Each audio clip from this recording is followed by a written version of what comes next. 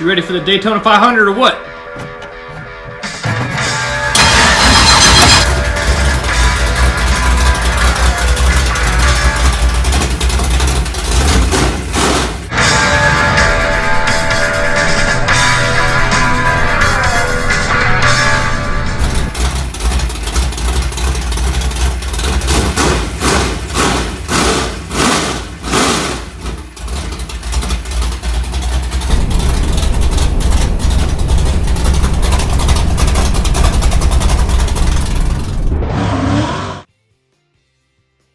Alright everybody, she's back down on all fours. I'm Ryan, and thank you guys for stopping and watching another episode of Cherezian Racing. So got the control arms on, both sides. Got a lot of tweaking to do still, as you can see with this super cambered out wheel on this side. But what I'm going to do right now is I'm going to pull this thing out of here. There's a whole bunch of mud, clay and stuff on the ground, and I'm going to clean up my messy shop. So after that, I can get this thing back in here on a clean floor and start tweaking at the front end, setting my camber, my caster, toe, and keep on moving forward for this Saturday's practice race. So here we go.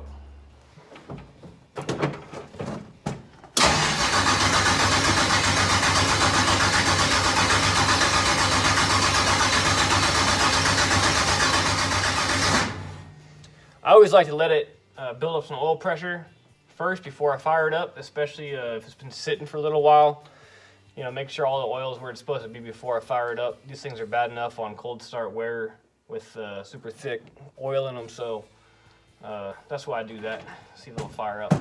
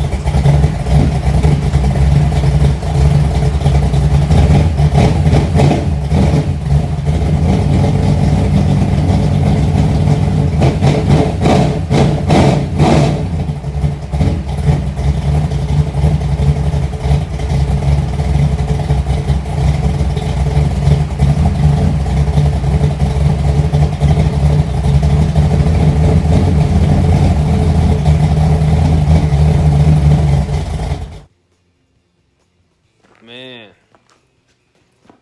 that thing was digging in the mud. Pulled this out of the bottom spring. Right front spring was packed in there in the control arm. Just digging in the Stockton dirt track. Alright, so I picked up this little thing down here. I got a question for y'all. What do you guys use on your race car to keep the mud off it? Baby oil, WD-40. I use mineral oil. I buy them in bulk. I bought this in a 5-gallon bucket and got a pretty good deal when you price them out per dollar per ounce. It's pretty cheap if you go ahead and buy this way, and it's basically mineral oil is the same exact thing as baby oil without the scent, or so I'm told, and it works and feels just like baby oil. So if you guys are looking to buy something, try out mineral oil. You might like it, unless there's another cheaper option out there. In that case, I'd be all for it. So leave a link or a comment in the bottom of this video and tell me what you guys use.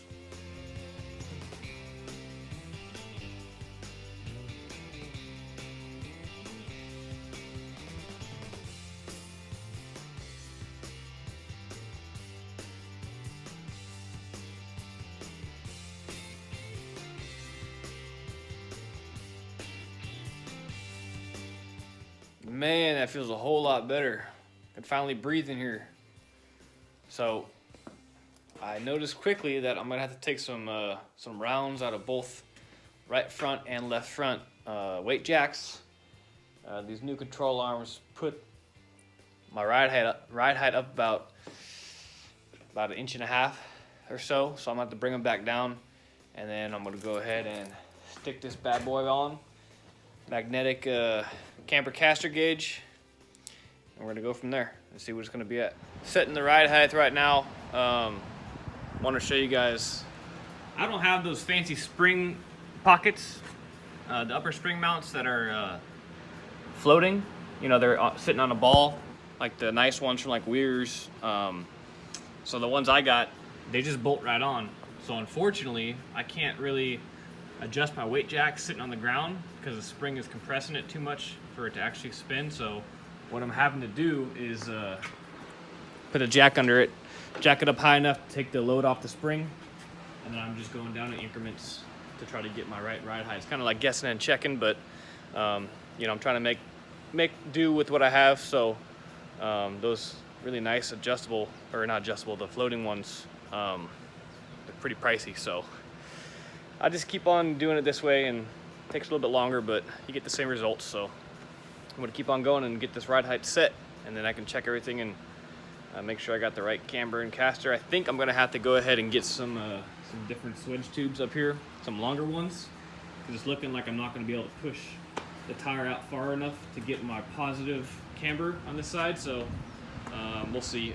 Rain in the forecast for tomorrow, Saturday, for the practice day. So doesn't look like it's gonna happen yet another week. So I probably won't have to get this thing finished tonight anyways. So I'm gonna keep on going, get it all done.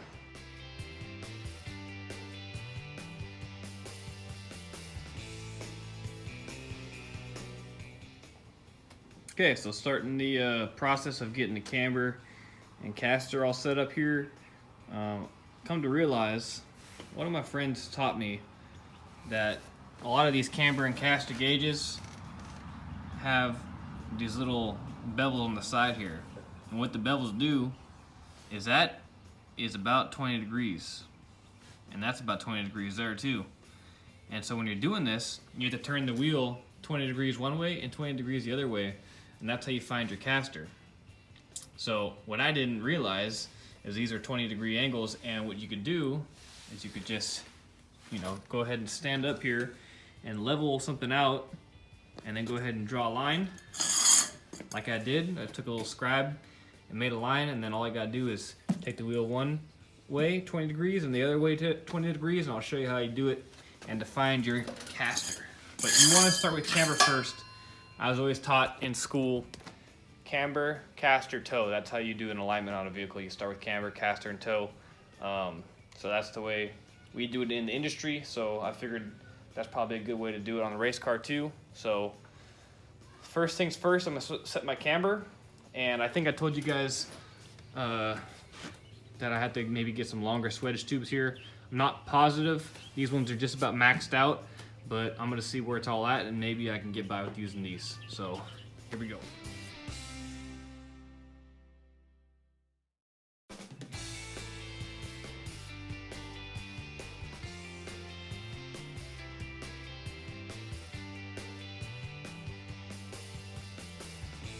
Okay, so got the right front all squared up with my camber and caster gauge. I'm using a Deco camber and caster gauge.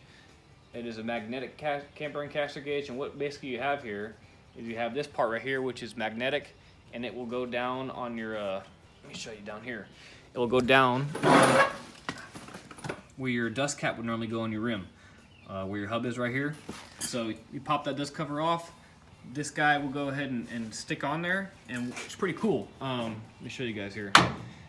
So the black part is the magnetic part, and that's gonna get stuck on there, on your hub. And then this purple part actually pivots on the black part. And what we have is a little leveling tool down here on the very bottom. So once that bubble is right in the center, and we have our wheel flat with our line, we're gonna be able to read our camber. So with that bubble in the center, this bubble over here, this is negative camber over here. This bubble is gonna show us where our negative camber is on this side. Wherever it lands, that's where it's gonna be. We have a positive camber over here, and we're gonna use that on the left front. The right front, we're pretty much always gonna be having a negative camber in the right front, and a little bit of positive camber, or right around zero sometimes, on the left front, at least in a circle track application. So Once we get our negative camber on this side, then our next step is the caster. And this center part right here is the caster bubble, and it goes up to 12, and actually goes past 0 a little bit too to negative. But what we're going to do is, so we're going to turn the wheel to the right now, and we're going to try to line up this portion of the gauge to the line, and that's about 20 degrees to the right. So once it's there, you're going to go ahead and you're going to level this guy out again, get the bubble down to 0, or right in the middle, and then what you're going to do is you're going to level this guy. So you're going to adjust this screw until the bubble comes up to 0. Once it's zeroed out, then you're going to go ahead and turn the wheel to the left, 20 degrees to the left, and you're going to be lining up with this side right here. You're going to do the same thing. You're going to go ahead and pivot this guy until the bubble's in the middle. Once the bubble's in the middle, it's going to show you your reading. It's going to go, somewhere in here. So wherever the bubble lands, you have your camber reading for your right front. Usually you're going to have somewhere, it's going to be positive on this side, like I said. The left side, sometimes, actually no. In a racing application, I don't think, and many people are going to be in the negatives. You're definitely going to have more caster in the right front than you are in the left front. It makes the car turn easier. It makes the steering wheel turn to the left. Once you're getting in the corner, if you let go of the steering wheel, it's going to want to turn left anyways. That's just the tendency of having more caster in the right front than you're going to have in the left front. Basically what caster is it's the position of the ball joint in relation to the bottom ball joint, left to right. So more positive caster is going to put the ball joint farther back. And what it's going to do is when you turn the wheel, it's going to try to be pushing down. The wheel's going to be pushing down on the ground harder when you're turning to the right. And then when you're turning to the left, it's actually going to be coming up. It's going to be kind of lowering the frame down. If you guys have ever seen like a Baja truck, sometimes you'll see the wheels, and when they don't turn like this. They kind of turn like this. And that's kind of an exaggerated example of it. But that's basically what we're going for here. You want more caster in the right front than you do the left front.